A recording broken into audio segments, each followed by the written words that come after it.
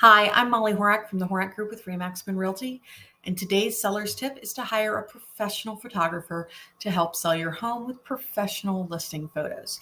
So everyone has a 4K camera now, it seems like, on their cell phone, and they think they can take excellent photos, and they can. They can take really high quality photos.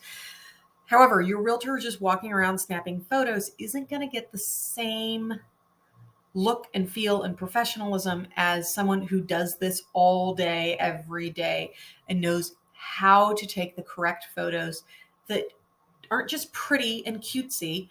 I personally can't stand the photo that's like, look at this vase of flowers sitting on the countertop. It's like, this doesn't show me the countertop. It shows me a vase of flowers, and it's not showing me the kitchen. I have no idea what the kitchen looks like. It's just a pretty photo.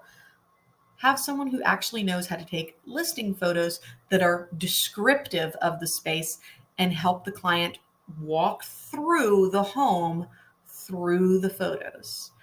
And, virtual tours and videos and all that extra stuff is just icing on the cake.